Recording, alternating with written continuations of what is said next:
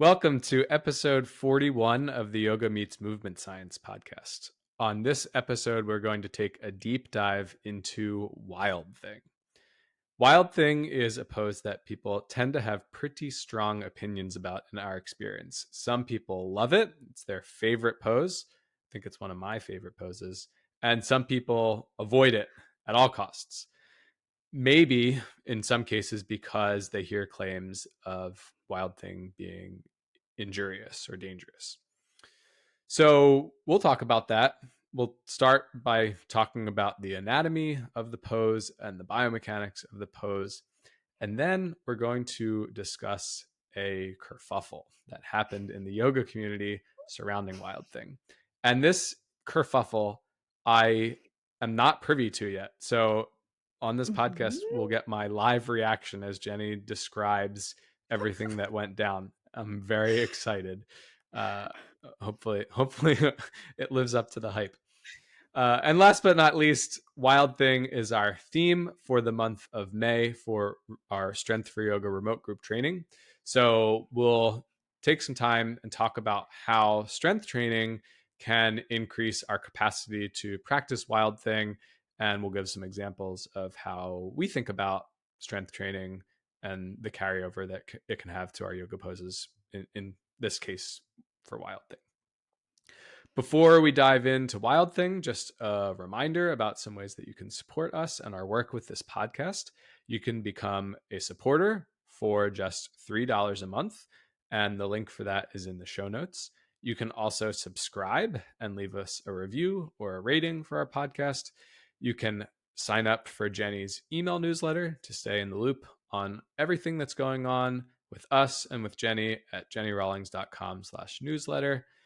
And you can join our Strength for Yoga remote group training, which is our flagship monthly strength training program for yogis. And we offer a discount on the first month. If you use the code podcast30, you'll get 30% off your first month of remote group training. And again, all of those links are in the show notes. Without further ado, Jenni, could you start us off by describing the anatomy and the biomechanics, or whichever one you want to start with, of Wild Thing? I would be very happy to do that, Travis.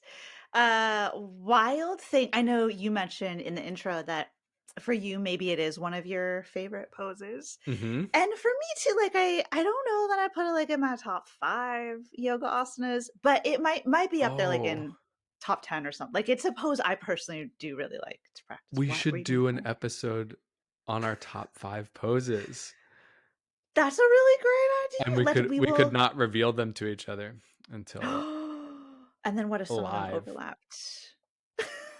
That would be fun. I like that's a really So good it's idea. not Wild Thing's not in your top 5. That's okay, but maybe top Yeah, 10. well, and I think I say that because, like, as you also mentioned in the intro, I tend to see that in the yoga world, there are strong opinions about Wild Thing in both directions, where some Mm-hmm. people, really avoid it, but some people just love it, like, are really drawn Mm-hmm. to it. It's like their favorite pose. And so, yeah, for me, I'm a fan personally, but I don't think I would just be like, hands down, it's for me like the best pose. Um, I did post some questions about Wild Thing in this Facebook group that I started pretty recently on Facebook, called Yoga and Movement Science. Like this podcast is Yoga Meets Movement Science, and then this Facebook group, free group, anybody can join. It's just a place Very where we cool. talk about all sorts. Yeah, you're in it. You're in the group. Mm-hmm. We Along talk about with all the 1,000 other people. over 2,000 actually, Oh which my I just think is goodness. crazy. Yeah, it's like 2,300 right now. Wow. But yes, just if you just go on there and search yoga and movement science, then you can join the group. But sometimes I like questions out there to the group just to get a direct sense from people for things that we're planning to talk about on the podcast. Mm-hmm. And that is why, like a week or so ago, I just asked the group, like, what are your opinions about Wild Thing and what kinds of things do you tend to hear about it? And I definitely noticed in those comments, I would say actually the greater proportion were people who really loved Wild Thing. Mm-hmm. That people were just like, it's my favorite, it's the best, I teach it every class. And then there were some people though who were like, I feel that it's a risky pose for the shoulder. I don't teach Wild Thing. My students are not ready for Wild Thing, so I don't teach. Like there was definitely significant kind of hesitation around the Interesting. pose. Yeah, That's there so were kind of funny both, that you get right? people like, I include this pose in every one of my yoga classes, and then Mm-hmm. you get the people that like, oh, we never do it. And That's you right. have to wonder, are there, maybe there are differences in the people, the students in the class that Yeah, their lend population themselves they're to that, teaching or to. maybe Hmm. the students are exactly the same. It's the teacher's own preconceptions about the pose that's then they're like layering on to the students. Yeah, one, I think we will actually probably talk about this in more of the meaning behind it a little later in this episode. But I just, what you said made me think about how someone posted on this post in the group. They said that they do teach it, but they always tell their students that they need to be really careful in the Oh transition into gosh. Wild Thing. Yeah, like that they say it every time. Like you have to be really careful or Should we you'll hurt yourself. Yeah. talk about that now or later? I feel like this conversation kind of build up to Yeah. that. So Yeah. maybe, Okay. Yeah. yeah, maybe I Stay didn't even need to tuned. mention that right now, but yeah, S- maybe it's Spoiler. planting a seed for you to Perfect. think about. Yeah. Perfect. But I do think Wild Thing is kind of there's like a lot of hot takes on it. It's a pose people like to talk about, and I noted that in the group, which is just how many people really wanted to express their opinion about the pose. Mm. But you asked, Travis, you asked if we could talk about the anatomy and biomechanics of Wild Thing. Yeah. So kind of maybe stepping outside of whether we love it or whether we avoid it. Let's just talk about what is it? Like what is Wild Thing? Mm-hmm. It's a yoga pose or a yoga asana. And for me, I feel I kind of describe it as kind of a blend or a hybrid pose between two other poses that most yoga practitioners are familiar with, which is Mm-hmm. wheel pose, Urdhva Dhanurasana, or full back bend, and then side plank or Vasisthasana. So because our audience is pretty yoga familiar, I'm pretty sure most people can picture what those poses are. But wheel pose, like arms overhead, full back bend, like you press all the way up, your body is in a full inverted U. And then side plank is side plank. It's plank pose, but turned on its side. You have one arm down, kind of posted there to hold you up. The other arm reaches up, and you're facing to the side. Mm-hmm. So, do you think does that sort of make sense? That description of Wild Thing as a blend between like wheel pose and side plank, Mm-hmm. based on your Mm-hmm. experience of the pose? Mm-hmm. So it's kind of like, well, if you're thinking about the planes of motion, where we have Mm-hmm. sagittal plane where we're moving forward and backward, frontal Mm-hmm. plane where we're moving side to side, and transverse plane where we're rotating. It's kind of like Yes. this mix between side plank, which is a frontal plane. You Mm-hmm. could stick yourself between two panes of glass, and then wheel pose, which is a sagittal plane, That's um, right. involving extension and at the hip and the spine. But Yeah. because you're in Hmm. between those, you're kind of like, you're Yeah, it's like at the a cusp blend. of each. Yeah.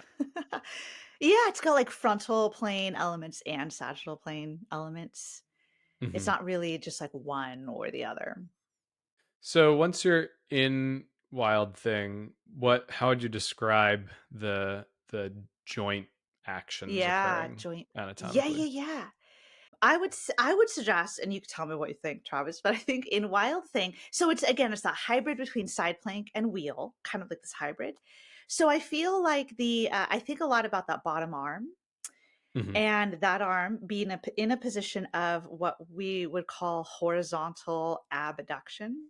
Shoulder abduction is if you were to say we're just in Tadasana mountain pose, you have your arms by your side. Abduction is when you sweep your arms out and all the way up. That's Hmm. straight up Hmm. abduction. But then there's this other, it's a little confusing, but there's also horizontal abduction, which is related but different. And that would be where you first, if you were standing in Tadasana, you first flex the shoulders to 90 degrees. So you take the arms straight forward Reach forward. Yeah. and and then, yeah, reach your arms forward, exactly. And then you split the arms wide, or if it's just one arm forward, and then you take that out to the side. So Hmm. that out to the side from previously been flexed to 90 degrees, that's horizontal abduction. Does that make sense? Did I explain that Yep. sort of clear? It's a Yep. little tricky when you're just talking without visuals, you know? Right. But But I your think arm if you is pick up and over at the side. Yeah, yeah, Kind of exactly. like it is in side plank, but maybe a Mhm. little bit farther into abduction. Yeah, abduction and maybe a little Slightly. more horizontal abduction because you turn your chest toward the sky, so the arm goes back a little Mm. bit. Yeah, You know, it's like I and it's buy that. also more of strict abduction too. It's confusing. But that's how I see the bottom shoulder. And that's pretty important because we're like weight bearing on that shoulder. You know, we want to know like what position it's in. Hmm. But then beyond just the shoulder, because there's like this arching up aspect to the position, there's spinal extension. It's like a back bend. Hmm. And it's not a totally like symmetrical back bend side to side. Whereas in wheel, you know, you have both arms overhead and you lift up. It's not the same thing on both sides because you've got one arm down, but the other arm is reaching up and back in Wild Thing, and that hand is not on the floor. And yeah, Hmm. it's just a little different on both sides. But so you've got spinal extension, and then I think the other kind of important joint action would be hip extension. As you mentioned Hmm. earlier, you said hip extension. Do you think that kind of Hmm. covers the main joint actions we'd want to think about for a Yeah, Wild Thing? yeah. I think those are the important ones. I think you can. I like if you were to go lower down to the knee and the foot, people do it differently. Would you agree? Like If some you, people maybe like at the ankle, oh, some oh, people might yes. plantar flex, some people might not. So like I think you're there's totally right. some Yeah. individuality associated with and like how straight the one leg is straight, but Hmm. the other one could be more or less bent. That's right. Like at the knee. Yeah. There are like Hmm. little subtle variations. Yeah. But as far as the major joint actions, hip, shoulder, spine probably is what's going on.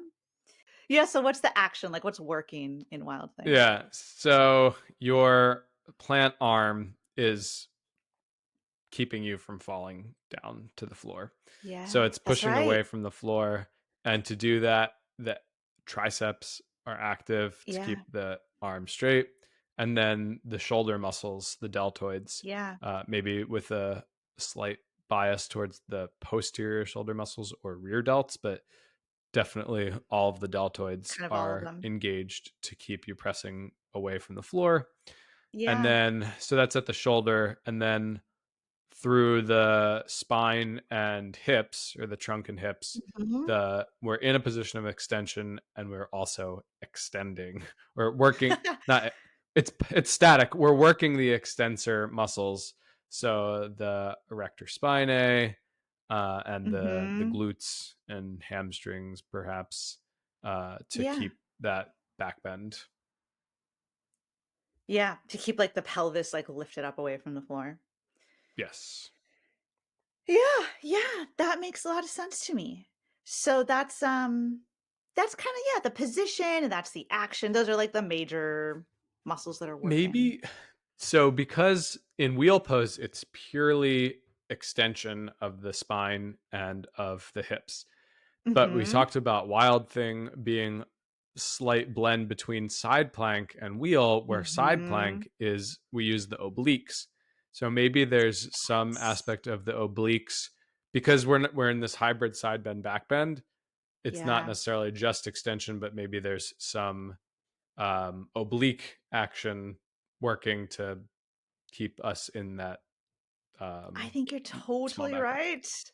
That's yeah, because if you kind of look at Wild Thing or if anyone like pulls up a picture as we're talking and take a look at it, you see that yeah, you're not completely facing the sky. You are rotated toward the side, which Hmm. is yeah, part of that side plank action, which would Hmm. mean that like the side waist muscles Yeah, on the side that's down are probably helping, and that would be the oblique. and yeah, Yeah. and at the hip, Yes, I because was it's not gonna. purely Yes. extension, we just Mm-hmm. like in side plank where the hip abductors, abductors work to keep the pelvis up.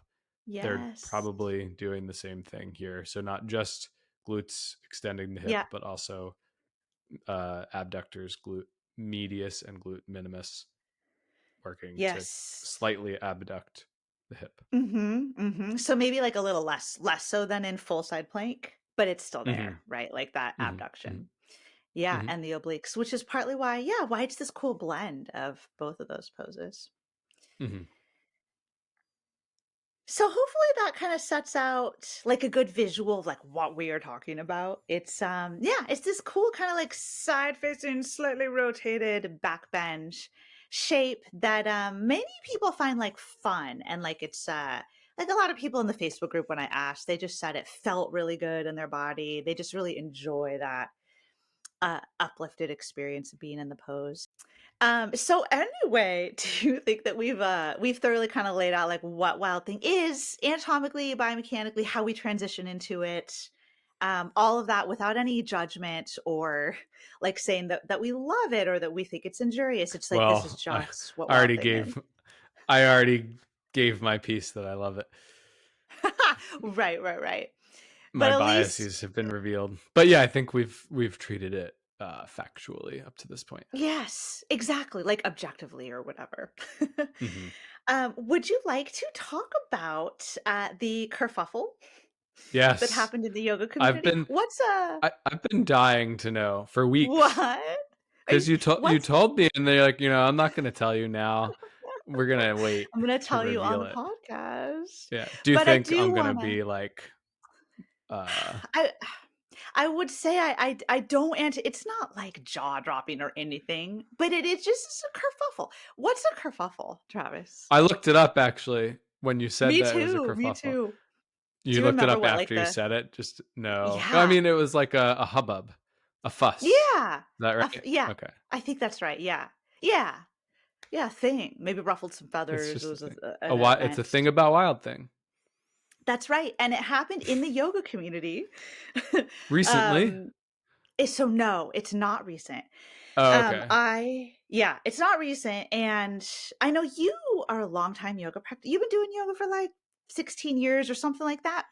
But I know that you haven't been involved in the yoga world in the same way that I have as like a teacher and someone, Hmm. really connected in the online yoga world. Hmm. So Hmm. I'm pretty sure you didn't tune into this happening. But you were Maybe still practicing maybe you'll yoga. tell me the story and I'll actually know it, and I'll have been like involved and not to your You played a knowledge. role in the Maybe story, I started. Yeah, maybe I started the Travis. kerfuffle Maybe that's with really like an funny. alter ego. Totally, or in a parallel universe or something. Yeah, But with all this anticipation we built up, I definitely wanna say, yeah, this is not like the craziest story, it's not jaw-dropping, but I we'll just think it's see. important. I think it's relevant, maybe not even, like, important, but just relevant to, especially to us and the types of things that we talk about, like, in our work and on this podcast, because it'll tie into, even though it's just a story of a kerfuffle, I believe it ties into bigger, broader themes that are actually important and that we like to try to emphasize and maybe bring some nuance to in the work that So we it's like do. a And parable. Is yeah, that a right? fable. Yeah, that was my other. I was gonna say it's like Aesop's fables. Like that. Oh, This maybe is this is so. one story, but it has broader applicability. Oh, in that sense, It yes. Oh yeah, my it's god. Wild Thing, but it could be any pose. That's right. I don't even That's know the right. story, so I'm just. Wild Thing is this just this exemplary pose that in the context of the story is going to bring up some bigger I issues, love it. I think. So you can maybe tell me after I tell you the story, you can tell me how you would describe it actually If if you think it if was a it lived up to kerfuffle. the hype. Okay. Yeah. So here's the deal. This happened in 2014, which Okay. is 9 years ago. So Hmm. that's, in my opinion, that's like a ways back. Um Time flies in the yoga world. yeah, that's There have true. been many I mean, it's still kerfuffles since. yeah, right. It feels recent to me, but when I Yeah. re-looked into all this, in order to prep to tell you the story, I was like, oh, it was 2014, like it was a while back. Yeah. But still a relevant story. So here's the deal. This story involves a figure in the yoga world named Matthew Remski. And I I've heard of him. don't, yeah, I was going to say, I think you may have heard of him. So Hmm. he's kind of a well-known figure in like the yoga scene. I'd best describe him. He's a writer and like a freelance journalist. And he Hmm. tends to focus a lot of his work on like commentary about the yoga world, basically. Hmm. Matthew Remski. So today, what my impression of what he does today is quite different from what I'm going to describe happened 9 years ago. So like the Okay. focus of his work is a lot different today.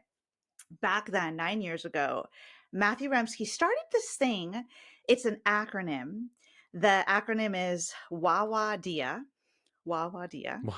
I know. Can you spell And what that? it stands for, it's WAWADIA. WAWADIA. It's not. It does. I It's a don't hard. find that it That's a rolls off long the tongue acronym. very well. Yeah, I was gonna Right, say. true. But Okay. here's what it stands for. It stands for, what are we actually doing in asana? Okay. What are we actually doing? Yeah. So he decided that he wanted to start this like project that he was calling Wawadia, and it was an attempt to like chronicle reports of yoga injuries. And the Mm. major thrust of it, from my perspective, like what I felt like what was kind of motivating it, was this idea that within the yoga world, yoga injuries were actually super common and no one was really talking about them. And they were kind of like maybe swept under the rug. And he wanted to, he put out this call for interviews in which he wanted people to set up interviews with him and tell him about their yoga injuries.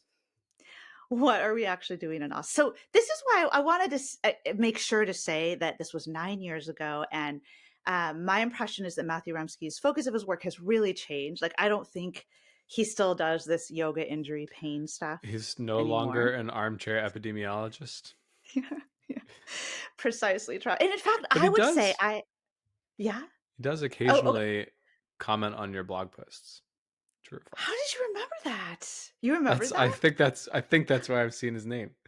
Oh my gosh. Yeah, I remember he did. Yeah, he's commented on at least one, if not a couple. Yeah. You're totally right. So yeah, I think he's been aware or seen some stuff that I think something he Hmm. commented on was something that we did. Hmm. But I just wanted to say that what he does today. So after he kind of really put out this thrust to really wanting to chronicle all these yoga injuries and like raise awareness of this like epidemic of yoga injuries that no one had been aware of before. That's like what Wawadia was. He Hmm. shifted his work to be more about like an investigation into cult dynamics and guru worship in the yoga Hmm. world. And he had Bit previously of a done different. other. Yes, it really was a different focus. And he did things like he wrote a book about Ashtanga and like abuse by Sri K. Patabi Joyce, who founded Ashtanga. He's done work on Kundalini Yoga, Jiva Mukti, which was this kind of brand out of New York City. So he's done much more about like cult like behavior and guru worship. And then today he has a very popular podcast called Conspirituality. And in that podcast, he does that along with two other people, Derek Beres and Julian Walker. And their focus is more talking about like conspiracy theories within the yoga world and the new age world, and how all of that is kind of fed into a lot of misinformation and pseudoscience, particularly with regard to COVID and anti-vaxxers and all this stuff. So I Mm. want to make sure to be clear to say, because I think it sounds like the work he's doing today is really good, or Hmm. like, making this positive contribution. Do you know what I mean? Yeah. Not to um, talk smack on this Wawadia Yes. thing, but I'm sure as you further describe this, we can get into some of the um, potential problems that one runs into when Hmm. doing this type of work. That's precisely. You can see already how this is going to tap into greater themes that we talk about.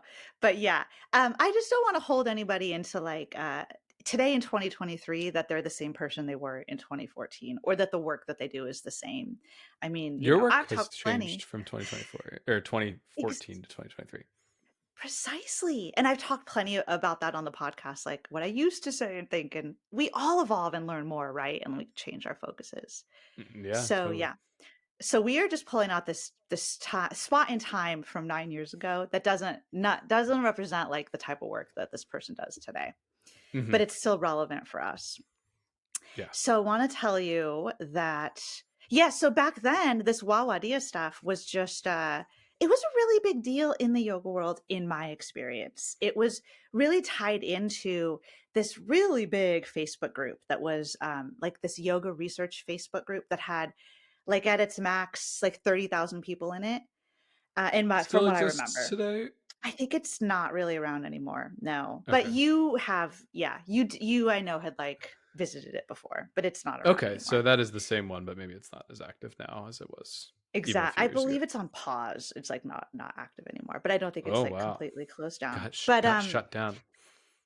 No, I don't. No, I don't think so. But Matthew Remski played a big role in that group. It wasn't his group, but he posted in there all the time. And my impression of that 30,000 person group was that like one of the main thrusts was to talk about yoga and yoga injuries and how yoga was, all these problems about yoga. It was like that was the thrust of it.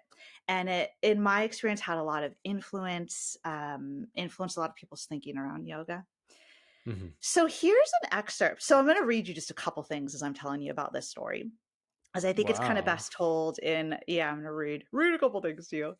So this is an excerpt from Matthew Remski's blog post in which he introduced the Wawadia project. Like he was just laying Hmm. out like what this is about. So he wrote, by asana related injury, I mean any type of tissue damage, diagnosed or not, acute or mild, with sudden or gradual onset that you believe was directly caused by performing asanas or vinyasa to the best of your ability and according to the instruction you received. This project is about looking for untold stories and unexamined trends and will be dedicated to the enrichment of the community as a whole. So it's kind of what he laid out. And then I thought this is just one more excerpt I'm going to read you about Wawadia. Hmm. Um, this is how it goes. Shoulder injuries, neck injuries, hip injuries, carpal tunnel. There are many stories of incompetent instruction or invasive adjustments that may constitute physical assault. But even more numerous are the stories of injuries suffered by long term practitioners and teachers who have been affiliated with the most reputable, quote, safe, and quote, therapeutic asana systems in yoga culture. In this apparently rational middle ground of practice where few would suspect danger, there are people who did what they were instructed and enjoyed it with only minor doubts until they were overcome by the pain of injuries they had little idea were accumulating. These are the stories I'm really attuned to, for they resonate with a suspicion I've slowly developed over 11 years of teaching that even in the best case scenarios for asana practice, we just may not know enough about the biomechanics of asana to be able to say what we are actually doing when we practice it. So that's the project as it was laid out. Does that sort of make sense? I see what he was trying to do. You do, yeah, I do. yeah. I What do. what do you? How would you put it? How would you word it?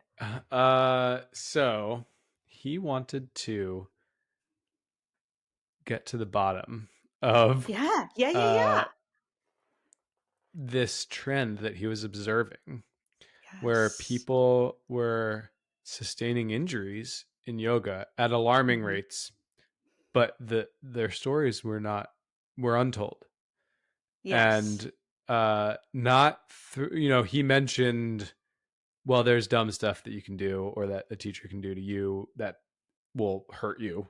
And that's one sort of injury that can Yeah, happen, like a but in he the didn't want moment to kind talk of about thing. this. Yeah, he wanted to talk about the seemingly innocuous, seemingly Mhm. harmless asanas that we practice every day that are causing us um, damage that we Yes. are unaware Like of. It's micro damage maybe? yeah, sure, yeah, micro damage, sub beneath the surface that over time Yes. accumulates, and it Yes. sounds like it's just an epidemic.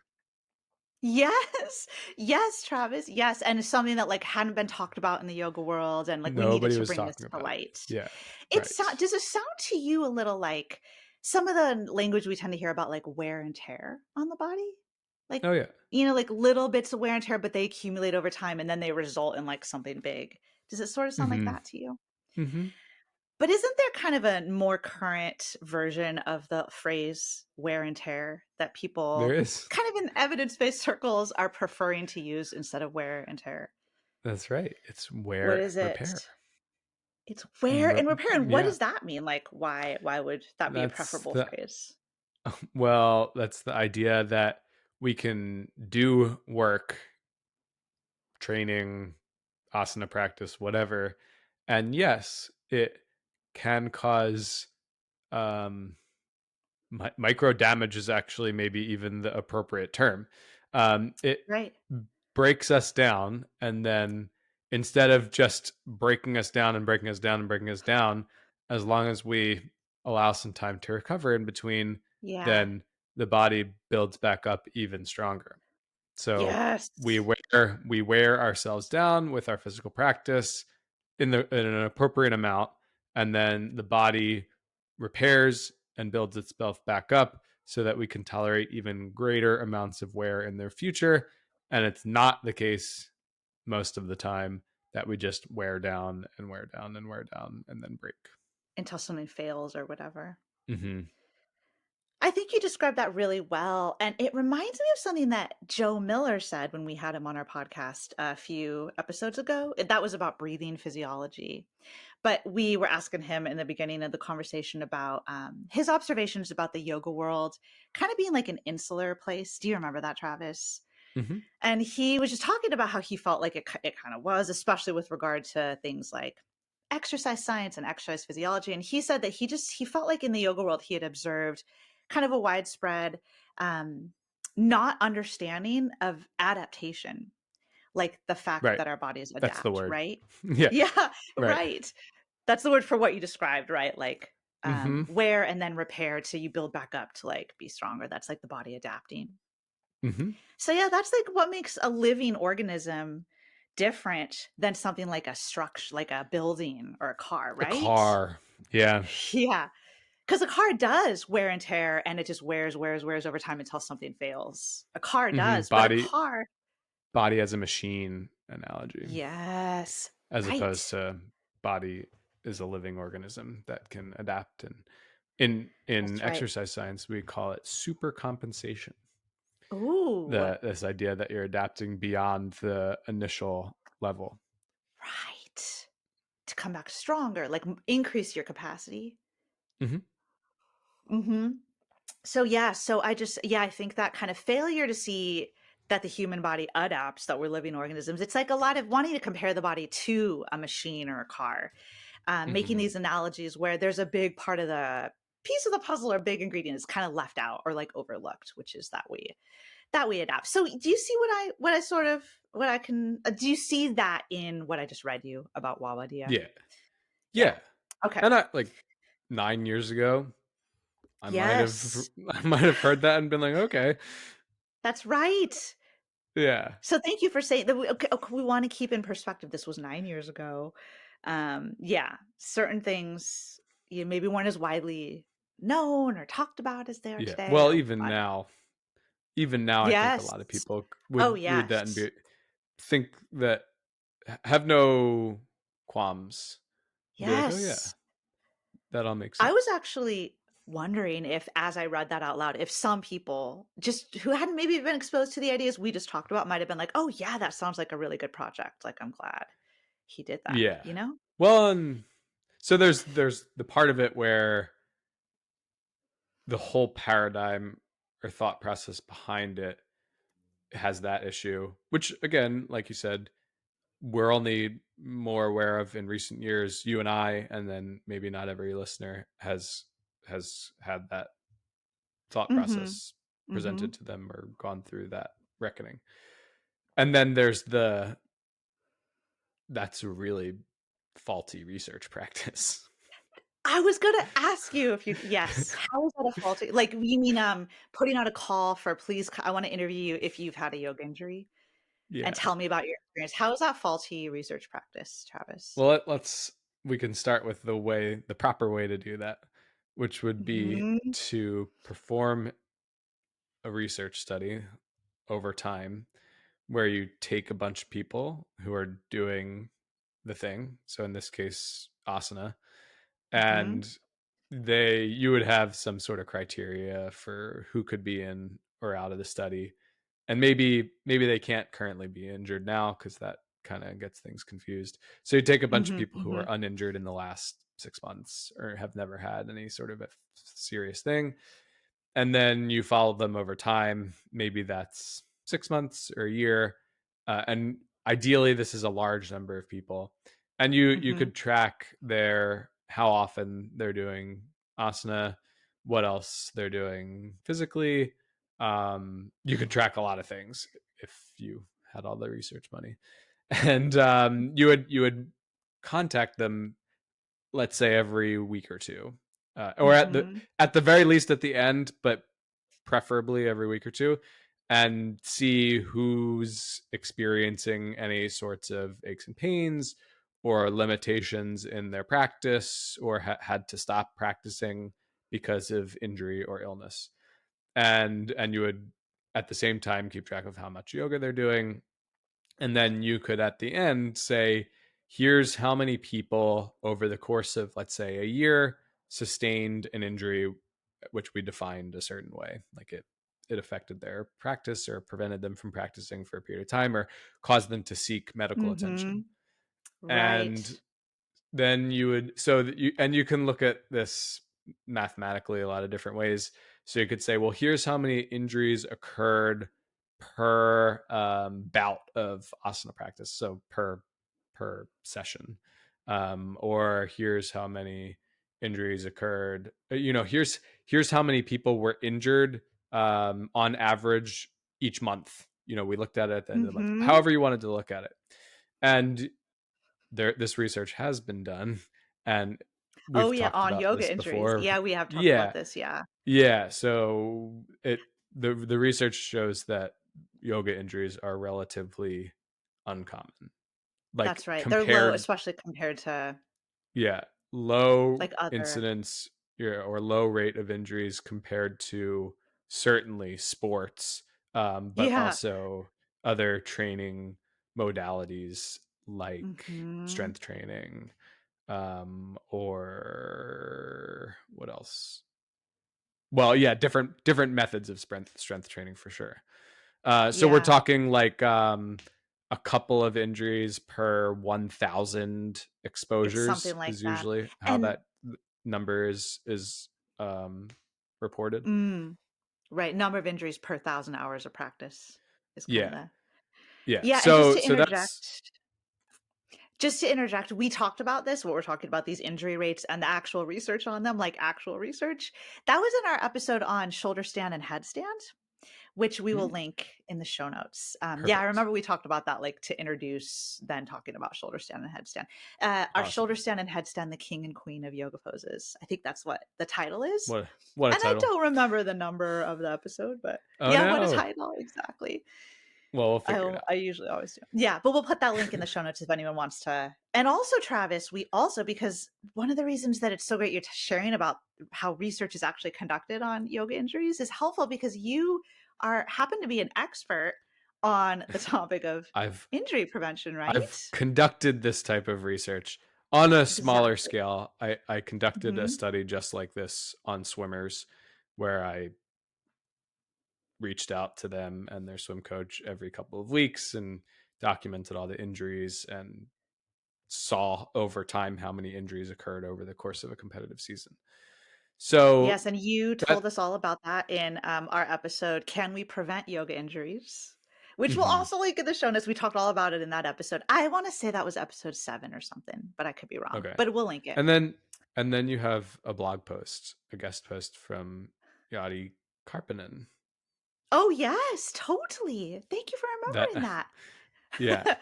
An that amazing blog actually post took a deep dive into into how all the common yoga research. injuries are. Yeah. That's right. That's So right. So that we'll link that in the show notes too. mhm. All of this is to say that if you wanted to answer the question of how common and severe, so severity being, let's say, how many days or weeks of participation were affected, or you can measure that a bunch of different ways. How much of a toll on the healthcare system did it take? Like if you were doing Mm. something really large scale, you would go through this process. You would not put out a call to people who had been Who have been injured. injured Yeah. and have It, and interview them. and Travis, yeah. why would you not do Well, that? hold on. So let me back it up 1 second. You could do that, and Okay. Yeah. you could do that, and you could collect a sample of people who had been injured, and you could hear about their experiences, Yeah. And that would be qualitative research that you could conduct to better understand what people's experiences are of yoga injuries, and that would be valuable. And there's a proper way to go about that. Mm. There are Mhm. methodologies where you interview people, you ask them open-ended questions, you you do a bunch of interviews, you read them over, you transcribe them, you identify themes, blah blah blah. That's that. So there, you could do an interview study where you did that, Mhm. but that would answer the question of what are people's experiences. That wouldn't answer the question of how common are the injuries. Right. So Right. like when you said to me, when you described this wow idea thing, I'm like, well, of course it's going to sound like it's a catastrophic problem when you're soliciting these people, and the people who reply to the call are going to be the ones who had the most outrageous things Exactly. happen to them. That's right. And just the way that you're framing it is going to pre-select those people. So there's bias there in the sample of people. Like maybe you would want to talk about, if you were doing an interview, maybe you would want to talk to people who had been injured and not injured, if you wanted to get a sense for what people's experiences were of how injurious it was.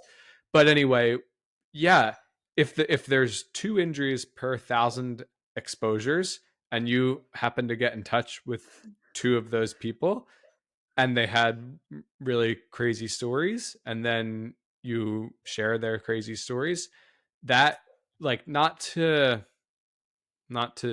minimize what those people experienced, but that's not the norm of the Right. 998 other Right. you know Exactly. sessions on the mat that didn't lead to injury, or in That's this right. case, like, pretty, what I would imagine people were coming to him with, pretty serious um, episodes.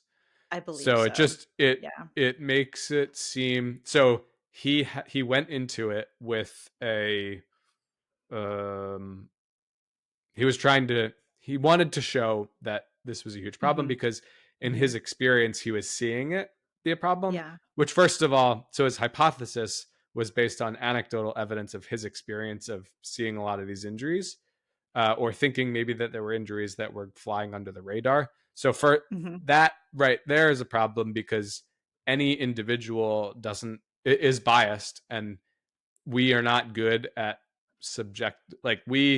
we're not good at objectively quantifying how much of a problem something is, just based on the people that we see, because we don't see all the people who Right. don't get injured. so Or so then notice he them went or make a note of it. Like it's yeah, it right. might not So stand then out to he us as much.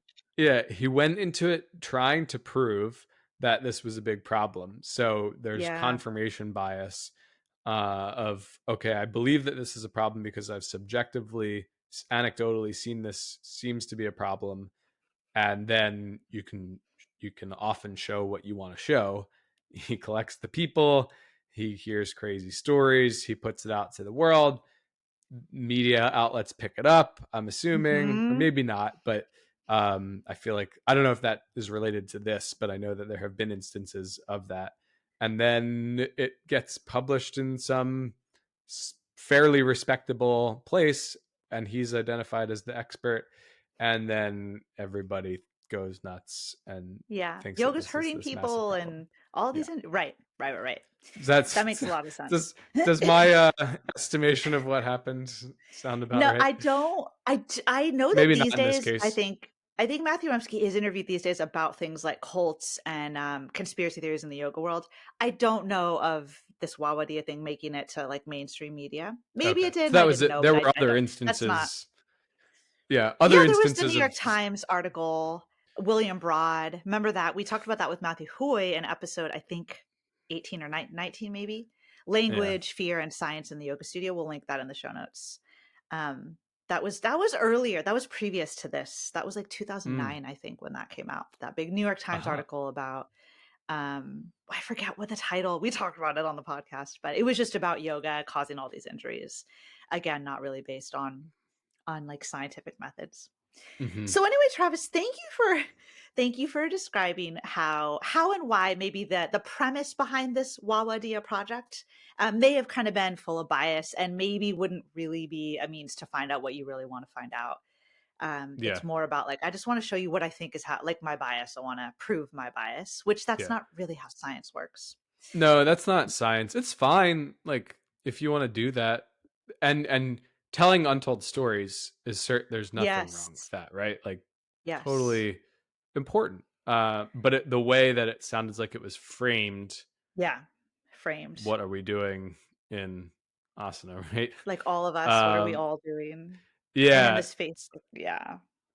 So it's kind of the narrative surrounding it. So That's anyway, right. Yeah. Can I finish? Can I what tell did you a little more? yeah, yeah, Okay. what did he So find about that was Wild Thing? yeah, because now this is about Wild Thing, right? So we had to set this baseline for what was happening. So then he started to interview people. And in his third blog post about Wawadia, he had a third update. This was titled Wawadia Update Number 3. And the title of this blog post was Wild Thing, impossible, injurious, poignant. That was the title. And I always get confused on what poignant means. So I looked it up to remind myself the exact definition. Poignant, poignant. Mm-hmm. It means, and I'm sure you know this, but just for our listeners, it means evoking a keen sense of sadness or regret. Hmm. So, yeah. A So it's lot to about say Wild about a Thing. yoga pose. Right, right. And what happened was one of Matthew Remski's interviewees, she was a Pilates teacher, and she shared with him, I believe that maybe she was injured in her shoulder in Wild Thing, and then went on to tell him about like the biomechanics of why Wild Thing is never safe for your shoulder. And we're talking the shoulder of the down arm. So Mm-hmm. she told him this, and he saw her as an authority and Mm-hmm. then wrote this whole blog post that then this did was really widely read in the yoga world at the time in 2014. And I want to read you just a few excerpts from it because it further Mm. illustrates like what happened. All right. My interviewee suggested that as pleasurable as it may be, and we've talked about that, right? People talk about how it just feels good, like they love Wild Thing. She suggested that as pleasurable as it may be, Wild Thing is virtually impossible to do in a healthful manner.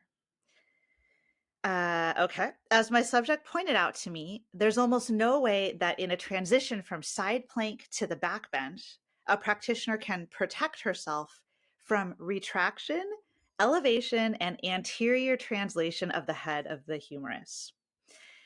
When Wait. this happens, Okay, go on. yeah, when this happens, the shoulder quivers on the edge of dislocation. If I'm skipping a little bit, I'm just pulling out some choice sentences here. Mm-hmm. If, Mm-hmm. as the yogi goes into the back bend, the scapula is not protracted and depressed, and the humerus is not externally rotated, the head of the humerus will smash into the acromion process and create impingement and or a tear or fraying of the supraspinatus. Doing all three of these things successfully in this scenario is next to impossible for the average yoga practitioner. I have interviewed 2 practitioners with supraspinatus tears so far, derived not only from big poses like Wild Thing, but more commonly with standard sun salutation movements. And this is the part that I think you might extra like. Now, if Uh-oh. there were better biomechanics education around Wild Thing and more transparency in its instruction, students might be offered the pose along with a frank cost benefit analysis, such as, and then here's like a quote that he writes, like a teacher could say. This is what they would say. Okay, most of what we do here is designed to improve muscular intelligence, breath regulation, circulatory strength, etc. But once in a What? while, I like to throw but once in a while, I like to throw in this crazy pose, which involves doing this really dumbass thing to your shoulder that over time might tear it to shreds. But a lot of people really love how it feels. So if you feel like you're in kind of a fuck it mood today, this might be fun. So there was more to it. I just read there was another thing about how it was really important to activate serratus anterior, that muscle. Like that is what will save you. And just there's like a whole thing. But that was what was written. It's very long. I just pulled out a few pieces. And that was very widely distributed throughout the yoga world. And it started a whole thing where people were like, is Wild Thing unsafe? Like, should I stop practicing it? Should I stop teaching it? And then some really well respected, like, there are these two anatomy teachers who teach as a pair, Leslie Kaminoff and Amy Matthews. They're out of Heard New of York them. City. Yeah, yeah, they have a book that's kind of like assigned in many yoga teacher trainings. It's called Yoga Anatomy. They're Mhm. widely considered like authorities on anatomy in the yoga world. So Amy Matthews, of those two, she posted a response, like on her blog, a response to Matthew Remski's thing. Wow. Yeah, like kind of a long, and I read that in preparation for this. And again, remember this is all 9 years ago, right? I thought personally, my personal opinion was I thought I resonated with some of what she wrote and I thought it was really insightful, but then there was some stuff she wrote that I felt like was kind of rooted in a little more of the kinesiopathological model of the body. Mhm. So basically, my interpretation of what she said, what I pulled out, was that the main gist was that Matthew Remski and this Pilates teacher were saying that in Wild Thing, in order to keep the shoulder safe, you had to depress, like pull the shoulder blade down and like protract it. And so Amy Matthews in her response was like, no, actually, in order to keep the shoulder safe and to avoid impingement, you need to allow the shoulder blade to elevate, and Mhm. that's what will prevent impingement. Do you see? So it's like they're both kind of honing in on this like impingement thing being the problem. Right. And so Amy Matthews was like arguing with like the specific combination of joint actions that result in impingement. She was arguing, Right. be like, no, it's actually this. Do you see what I'm saying? Yeah, yeah. Like one would hope that her rebuttal was rooted in um refuting something else as opposed to just Yeah, saying yeah, yeah, it's a problem, but the way that you're saying that is the way to avoid the problem is not this, and it's this other minute yes. thing. Yeah. Exactly, exactly. And so just to finish off this story, like I said, it was a kerfuffle in that like it was just passed around everywhere. So many people were talking Hmm. about it in my experience. Amy Hmm. Matthews responded, and then Yoga Journal itself covered the issue.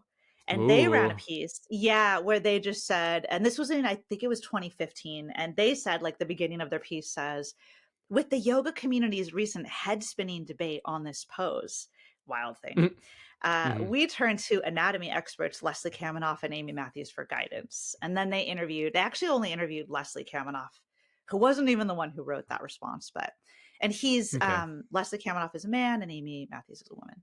Hmm. So basically, that's what happened, Travis. What did the article just like in the yoga journal said a lot of the same things.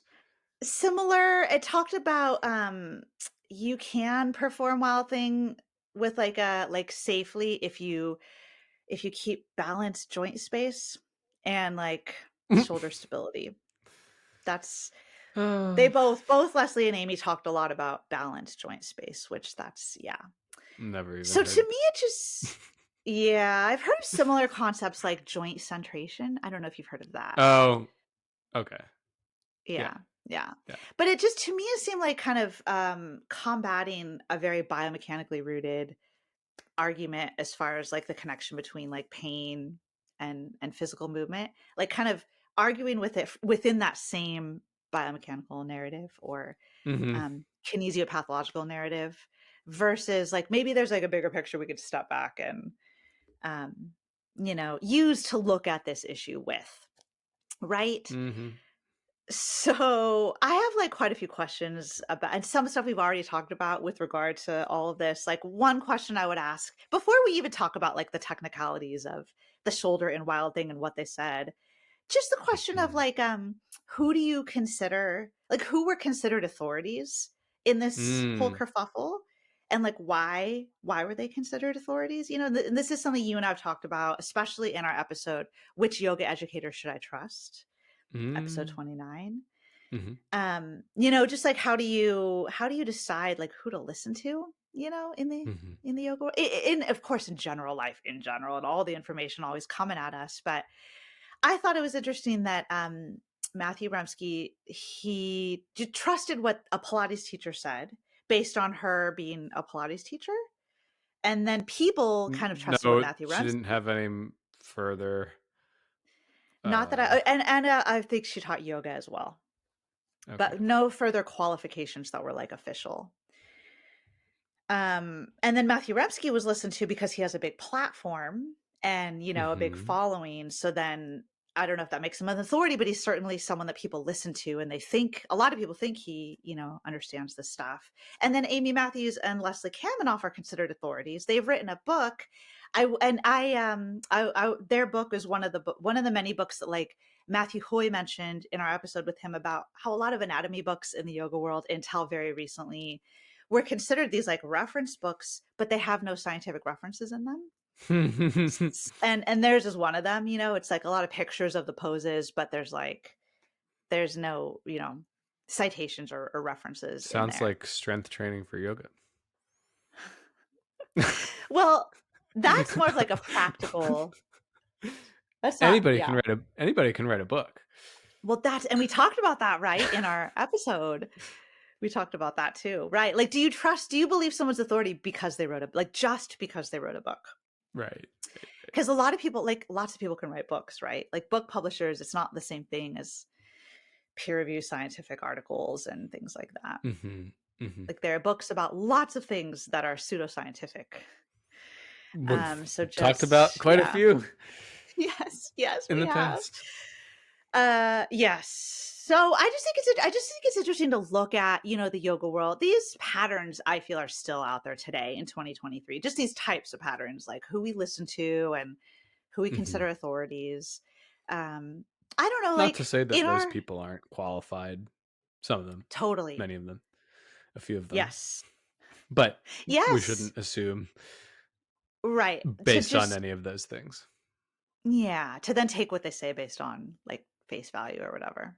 Mm-hmm. I think something that you and I talked about in our episode on which yoga educator should I trust is a couple things like for things that you might want to look at for deciding who to consider an authority. Like one thing is, do they cite scientific references? And do those references actually say what they say Yeah. that they say? And then also an important one is, does the person embrace nuance and are they tentative in their claims? Or are they like Mm-hmm. super confident? Do they make really bold claims? I don't know. I just In think those are good each of these questions to. cases, it sounds like people were overconfident in both sides, I like think more than so. they have, more than science to this point or that point in 2014 could have reasonably told them to be. Yeah. And just in my impression, my opinion of reviewing all of this, I feel like the Matthew Remski article was more making bold claims. I felt like Amy Matthews' response, in my opinion, was more nuanced. And like I said, Mm-hmm. there were a lot of things she said that I thought were great, but then I did think she still kind of combated, you know, biomechanical based narrative with another like an alternate biomechanical based narrative. Right, right. That's funny. Yeah. So, yeah, and just a couple things I don't know, we could, do you think in Wild Thing, as Matthew Remski claimed, do you think the shoulder quivers on the edge of dislocation No. for in general for everybody? Like maybe for someone who has a shoulder that's prone to dislocation, maybe. Yeah, I don't, sure, maybe. but for just everybody. Do you Yeah, think impingement? Sorry. if it does in Wild Thing, then you'd probably also have to say the same thing for side plank and wheel to be Thank you for consistent. saying that. But I don't know that Exactly. people. Well, nobody worries about side plank, to my knowledge. I don't Maybe tend to people worry hear about about wheel. that. Yeah. Neither of those poses, in my experience, have been made as big a deal of as Wild Thing has. Yeah. Well, that doesn't make any Even sense, though, right? Because if right. this is the halfway in between, then you better have something bad to say about those two poses because this is just the hybrid. And That's I get right. that you're maybe I kind of think that's true, but I get that this is because you're in between. Somebody could look at that shoulder and be like, "Oh, that's kind of a funky position," Hmm. but I don't think it is. Right. Yeah. I don't either. Certainly not quivering on the edge of. Dislocation. Yeah, and humeral Anterior translation. Okay. Uh, I don't see that Yeah. either. Yeah. Yeah. Well, Um, I mean, if your shoulder, if like you said, if you're prone to that stuff, then sure. Uh, like anytime you do anything overhead or in a right. position that is relatively you're unaccustomed to, right? Um, Yes. yeah. But for someone with a healthy shoulder, doesn't strike me as a that funky of a position at all. Yeah, I agree. And I wonder if you think that this example, just this whole example of this, the way Wild Thing was presented, do you think it's an example of a potential nocebo? Oh, 1,000%. What? Look at the what was the What's the title of this thing? Oh, Wild yeah, thing. I wanted to read you the title on yeah, it was Poignant Wild was the Thing last one. Pose. Yeah, impossible, injurious, poignant. Well, there you go. So you think that this guy, you respect and Mm, believe his work. He's an authority. He yes. puts out a scandalous title like that, and then Yes. what sounds to be like a long article citing other people who he trusts, who seem to have some Mhm. expertise, using a bunch of big words, none of which I Yes, understood. I have a Travis. PhD in rehabilitation sciences, and yeah, suddenly, and making very strong and blanket claims. Suddenly you're like, oh well, I better not do Wild Thing because I thought I might have felt something in my shoulder the last time I did it, and That's now, right. yeah. Or if Yes. he's saying if you choose to do it, you're just like fucking around. What was like Yeah, if you're you're acknowledging that you're you're doing something uh dumbass with your shoulder, and if right. you Yeah. just wanna Well, do it. yeah. If you tell somebody that, that Mhm. creates a rich milieu to then believe those things and for that negative prophecy to fulfill itself. That's right, because pain is multifactorial and can be influenced by things like beliefs and what we believe about our body. Right. So So a if we're nocebo taught effect is that. yes. Yeah, nocebo effect is, negative expectations about an otherwise harmless event, creating negative outcomes like pain. Mhm. So you just like you said, you might if you hear these stories about Wild Thing and then you practice it, or you remember that you did practice it, you might then that just makes you maybe a little more hyper vigilant or just like, oh, I did feel something in my shoulder. Or the next time you practice it, you're like, do I feel something in my shoulder? It just gets you're primed Yeah. to maybe sense, maybe create pain and discomfort in the area that just may not have Plus, even been there. the micromanaging where you're Yes. reading these cues where they're opposites, right? What the one expert was Yes. saying from the other expert, which could only tell you that it probably doesn't matter, or I don't know. Oh, I Maybe love how maybe you one, said that. yeah, maybe one of them was more correct as to what actually happens, but I don't know that you need to be thinking about any of that. That's right. Do you remember, Travis, there's a YouTube video, "Where Should the Shoulder Blades Be in Down Dog?" That I By created, the one and which only Jenni Rawlings yoga. yeah, yeah, there's a YouTube video. Yeah. That it just this whole conversation reminds me of that, because down dog is another Yeah. pose where I feel like people like to micromanage the shoulders, right? Hmm. Like, there's a correct position for the shoulders, and if you don't do it this way impingement is definitely And they're the something that's often opposite. talked about. Right, Yeah. exactly. Some teachers are like, "You must protract," others are, "You must retract." Some say you must Hmm. elevate, some say you must depress. Right. Which And sounds it's just exactly like, like what the two things were saying yes, in here. 100% about a And then different if you, pose, but like, yeah, and the only way to do it safely is if you do it this one way in this one yes, position with this one particular action, and like I don't think you have to precisely. worry about all that. Maybe Yeah, if you yeah, are already hurting and then you yeah, want to return to Wild Thing, that you could yeah, play with those different positions and see what felt better. Or totally not on even like an position. Well, individual. yeah, positions and actions and positions. Right, right. But So, what? yeah, Yeah, so one maybe just blanket. like Everybody needs to do it this way, yes. or else we've talked at length about how that's problematic. That's 100% right. To me, that's kind of like this older paradigm of looking at the body and movement. And ideally, we're kind of embracing this newer paradigm, which is more about movement options and human body variability. And, that this is, I think, a really good question that we wanted to talk about, which is if you're going to talk about injury prevention in yoga, which we've talked about already a bit, like how prevalent are injuries really, but, is injury prevention about specific alignment and position? Is it more about that, or is it more about, like, your capacity to handle load in those positions? Right. And could something like strength training to load the joints that are loaded in a pose like Wild Thing, could that potentially enhance and improve your ability to practice the pose? And, of course, pain and injury are very complex topics. It's not as simple Hmm. as, like, "I strength trained this results in this," but if you're Hmm. going to talk about capacity and like ability to tolerate and absorb load, it seems like strength training would be a good way to go about that, or a Hmm. helpful way. Yeah. And I think like some people will say, oh, it's all alignment. And some people will say, no, there's no bad alignment. There's only lack Yes. of preparation.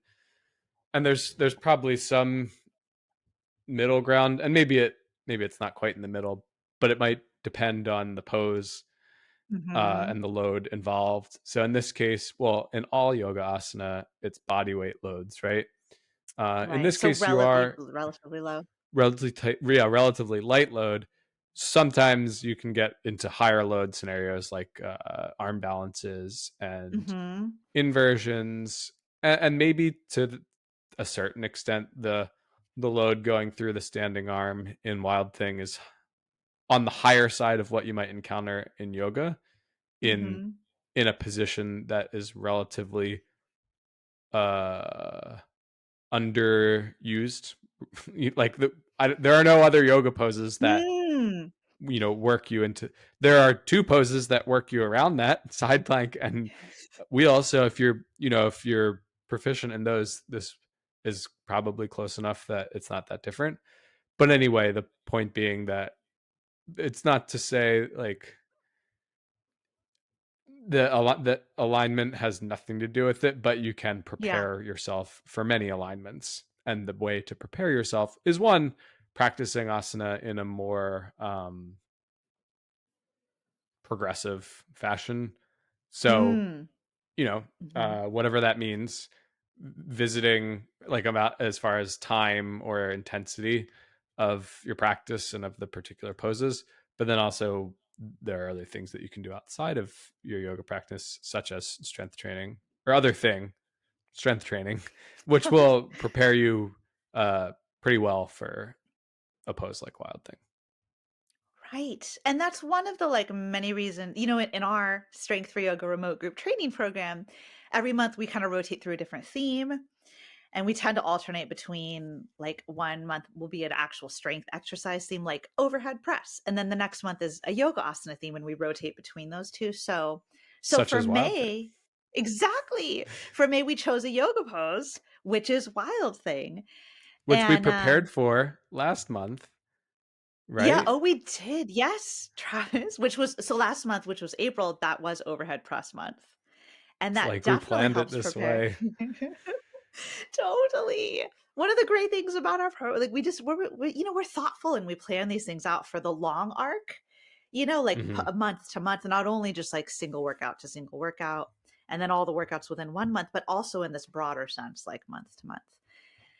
But you're totally right. It Overhead press requires month, which was multiple April. spreadsheets. It does. For our prepping, you mean how we put it all together? Yeah, the Yeah, big you're picture so plan and then the smaller picture plan. that's right. And I'm glad we mentioned that, because I do think, if I were on the other side and I were just doing this program, like I'm going to do Jenni and Travis's program, and you follow, each day the exercises, there isn't, you're experiencing like the end result, but you may not really appreciate or realize like all this planning that goes in on the backside. So 6 like, months at a time of painstaking and yes, thoughtful. Yes. how it all comes together. Like every exercise is in every workout for a reason, and in the order we put it in for a reason. And there's the mini picture of the individual workout, but then there's the greater picture of the whole week, and then the whole month, and then the whole 6 The months or year. whatever. The Yeah. year. Yeah. So it's just, yeah, it's very cool. And so we think, like, we personally like Wild Thing. I think I could speak for you in saying that too. We like Wild Thing as a pose. We think that it's worthwhile to like build up some strength that's themed around this pose. Mhm. Do you want to tell us about like maybe an exercise or two we decided to include in this program Sure. specifically because we think it's relevant for Wild Thing? Yeah. Well, and so just to give a little more context, and maybe we've talked about this before, but kind of the way we think about, okay, if we, Hmm. our theme for the month is X, in this case, Wild Thing, we kind of look at it in three different ways. Like, are there strength training Uh-huh. exercises that really closely mimic this? So if it's handstand, then it's overhead press. Like, that's a Hmm. very That's similar like motion. correct. Yeah. Action and position, right? Um, Yes. but well, actually, maybe not action because it's isolation. But anyway, like that, there's a strength training pose exercise that very similarly looks like the pose, and Hmm. in this case, there are a few A that we've few. identified. Yeah. Yeah, so one is what we call a victory press, which is an Hmm. exercise that you can perform best with a resistance band or a barbell. It's hard to explain this. Maybe the better way to explain is if you have a resistance band and you're stepping on it with your left foot, and then you take Hmm. the handle or the other end and you press it up and away from your left foot with your right hand, Hmm. like off to a 45-degree angle up, like not fully up, not fully over, but a blend. Then if you look at what the position of that arm is, it's pretty similar to the position that it's in Wild Thing. So we Totally. like we like that because we think that it is good preparation. Absolutely. That's a really, yeah, that's a really good one. Very specific to that shoulder angle that we load in Hmm. Wild Thing. Yeah, and then there are two other ones that load very similar. Um, these exercises look very similar to Wild Thing. One is called a Turkish Getup, and then there's this other one that we talked about before called the Crab Reach, where Hmm. you start. What's the yoga pose? Well, actually, it's truly It's a like crab because reverse both feet are table. flat. Yeah, It's like reverse and you have a table. kettlebell Yeah. in one hand, and you bridge the hips up and press the kettlebell towards the ceiling in one motion. So that is kind of like that infrequent or uncommon transition from the floor up into Wild Thing Yeah. through that Hmm. full range of motion. And then you get a double whammy because not only you're pressing away from the floor, but you're pressing a kettlebell up. So That's those right. are some examples of exercises that really seem to load Wild Thing. Like if you look at them, you Yeah. could see, oh, that looks like Wild Thing. Then we just have a bunch of other ones. Like we talked about the joint actions at the elbow and the hip and the Hmm. spine. And so we have other exercises that don't quite look like Wild Thing, but would support our practice in those. Yes. So strengthening the triceps, strengthening the hips, strengthening the spinal erectors. Hmm. Sometimes in like a more floor-based position, but then other times just in standing or in whatever position that's going to work best to strengthen those muscles, but then that in a way that'll carry over to Wild Thing. That's right. And we've kind of And then so we've handpicked all of these exercises that really, yeah, either load or support, or in some cases oppose, like kind of complement Wild Thing. We put them all together, but into these workouts, strength workouts that are also just more well-rounded. So when we say we have a monthly theme of something like Wild Thing, it's also still like a full body strength program that in a well-rounded way is targeting the whole body, but we just kind of layer on this extra focus each mhm, month to kind of give a extra identity and meaning to what we're doing, but we're still yeah, building like full body strength every month. the cool thing about Wild Thing is that it is a full body pose, which most That's true. asanas are, but in this case it does give us the opportunity to work the upper and lower body. But we always, like you said, we always do that within our monthly programs. Exactly. And so for anyone who might be interested, you are more than welcome to join our really awesome remote group training program anytime. Like you can hop into the program anytime. Monthly turnover times, like toward the beginning of the month, is an extra good time because then you just have like the majority of the month to work with the program. But people drop in like mid-month, and that is also totally fine. So we have Hmm. links in the show notes to look to read more about our program and join us. And yeah, we would love to connect with you and support you in your strength practice if you're interested. And if Wild Thing is a pose you'd like to build some strength around, then consider joining us for May because that is our focus this month. Did we also say that we have a free 7-day trial No, run? we didn't say that. Mm-mm. Yeah. Yes, so our program starts with a 7-day free trial, so you can totally feel it out, make sure it's a good fit for you first. And yeah, so that makes it like really no risk. So extra easy to check out. Anyway, Travis, what do you think about how we have treated Wild Thing today? Do you think that we have pretty thoroughly presented on the anatomy, the biomechanics, the controversies, and the strength related to this I pose? do. I think, and I also think that the controversy, the kerfuffle, lived up to the hype. You th- I think that Thank you for I found it saying that. riveting. Did you? So Yeah. you thought it I was oh yeah, I good. don't think you undersold it.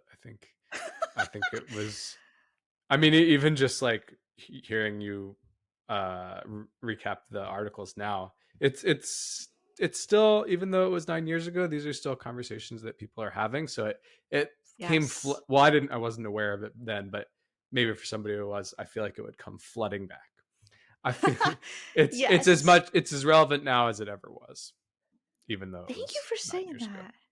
Yeah, that is how I felt too. I felt like it was really pertinent and relevant to talk about today, regardless. And some people may remember it from back then and they be reminded and like appreciate revisiting. Some people may have no idea that ever happened, and it's helpful to learn about, I think, just because of the Will greater themes. will you link those articles in the show notes, or no need to give them extra web traffic? Oh, we could decide that after. Um, but yes. Yeah, so thanks for saying that. I'm glad you thought it was an interesting and important story to retell. And I'm really glad I like when I get to tell you stories. That was fun. I'm glad that we saved it for the podcast. Yes, me too, My me If you're too. watching the video of this, you'll see how uh, shocked I was, shocked and horrified. That's right. In case anyone doesn't know, the videos of our podcast are on YouTube, so you can watch the video version of any of them, which is very cool. So, Travis, thanks so much for talking with me about this today. Thank you, Jenny.